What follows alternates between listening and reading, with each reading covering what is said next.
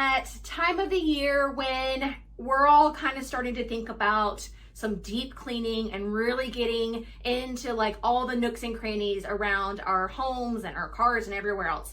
And our sewing rooms really are not immune to that. So today I'm going to be walking you through exactly how to clean your iron inside and out as well. And it might seem like a daunting or overwhelming process, but it's really super simple. And I am only using items that can be found around the home, household items.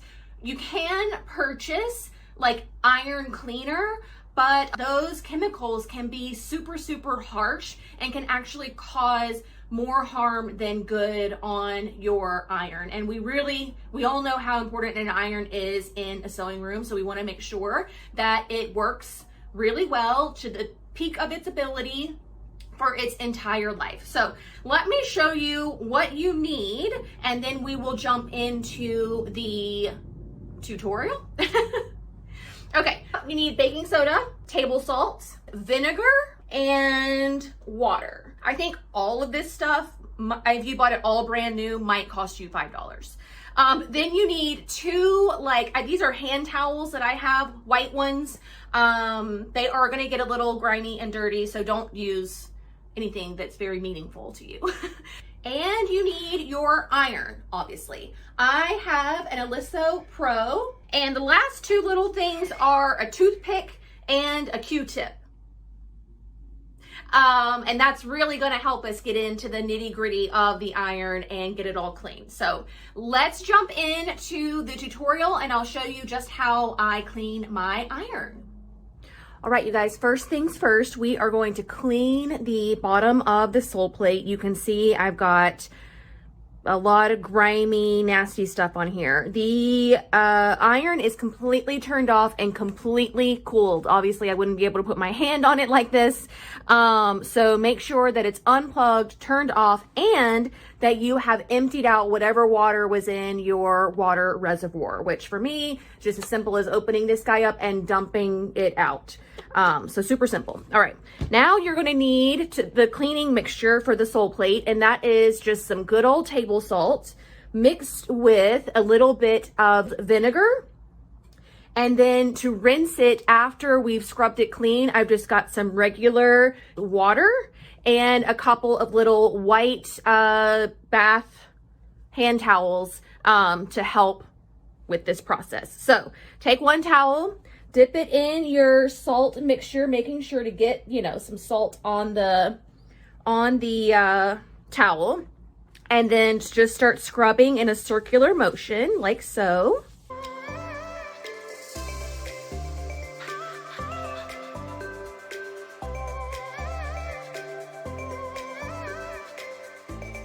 All right, so if your iron is extra grimy, like mine clearly is, then we are going to want to create another mixture with baking soda.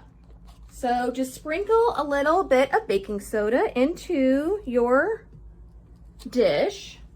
And then again with the vinegar, it's gonna bubble a little bit, not too much vinegar. You want it to be kind of like a paste. Fun science.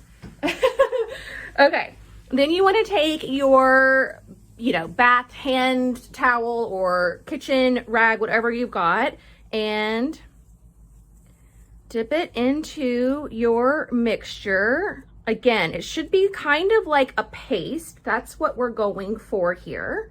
And then again with the circular motions on your iron.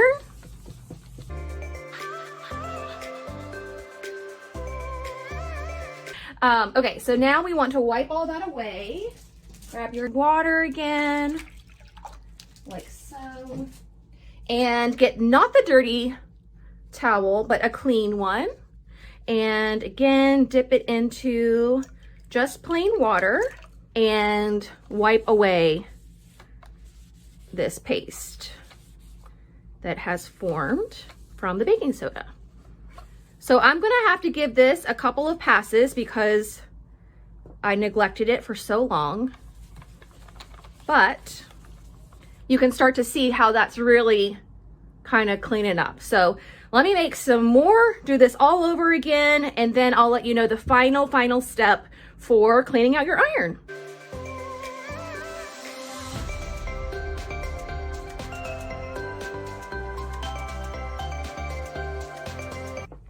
So take a Q-tip, put it in some vinegar and water. If there's a little bit of baking soda left over from your last step, that's fine. And you're gonna take the Q-tip and put it in all of the little holes because you're trying to clean out all the grime that's there. If you find one that's being a little bit stubborn and won't open up for you, then you can take a a toothpick and come in with your toothpick and carefully scoop out all of the sediment, even if some of the cleaning solution from before the baking soda got in there, you want to come in and clean all of that out. So take some time to do this.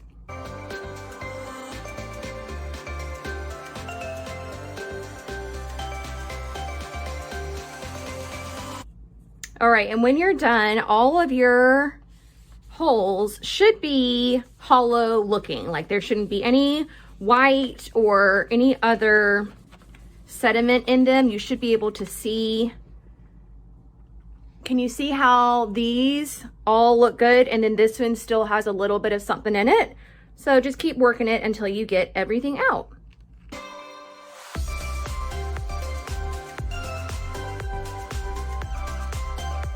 Awesome. There we go. A nice clean sole plate for my iron. So happy. All right, and once you've got your sole plate clean, the next thing we're gonna do is start to clean it from the inside. So you are gonna want to crank this puppy up as hot as it will possibly go and turn the steam feature all the way also as high as it will go. Then I've got a mixture of 1/2 cup of water and 1/2 cup of distilled vinegar. And after the iron has preheated for like 5 minutes, we are going to pour this mixture into the water reservoir and then steam like crazy. All right, you can see that the green light on my iron is completely solid now. So the iron is preheated.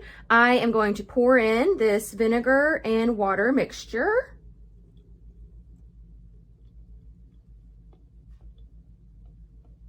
And it's just a cup of water, so it shouldn't go past your max fill line. Now we need to let the water warm up as well. So let's give that a couple of minutes. All right, you will know when your the water is preheated because your iron will start to like try and release some of the steam. So we're gonna help it out a little bit and we're gonna hold down the steam button for at least 20 seconds, holding it down so that all of that steam can completely start pouring out of the iron. And maybe you can see it on camera, but it is just like a constant steady stream of steam, like I said, for 20 seconds at least.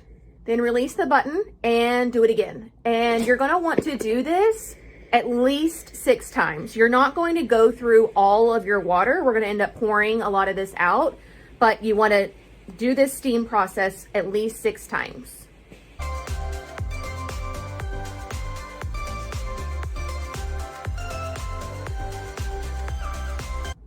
All right, we have sufficiently steamed. I want to say probably half the water came out and it's still kind of steaming a little bit. So I am going to turn the iron off completely and let it cool completely before I dump out the water reservoir because this water will be hot. So it'll continue to steam for a little bit, which is fine. All right, so now I've got a perfectly clean iron. I feel like she is just so happy. I am going to fill it up with some water and let it steam one more time just to get any of the vinegar that might be left in there. And after that, I am completely done. All right, so now we have a perfectly clean iron. I feel like she is thanking me and she is just very happy and comfortable and just feels so rejuvenated. But this process, like I said, does not take very long. You should probably be doing it once a month. And especially if you're working on a project and you have your interfacing upside down and you accidentally press the glue, you want to clean your iron immediately after that. You want to clean your iron after you use a fabric like denim or something that might bleed or rub off onto the sole plate. And anytime you're just doing anything with a super synthetic type of product like pleather and faux suede and all of that kind of stuff, your iron could probably use a good cleaning after that as well. But yeah, just a monthly maintenance thing if you're just using cottons or regular fabrics and don't have any accidents, and you should be good to go. So hopefully you guys found this helpful and that you are all running into your sewing rooms right now, or I guess probably your kitchens first to grab the supplies, and then to your sewing room to get your iron all nice and spick and span. But that is going to do it for me today. Thank you all so much for watching. I will see you very soon. Bye. If you enjoyed this video, you know what to do. Go ahead. Smash that like button. And click subscribe so you won't miss any new videos.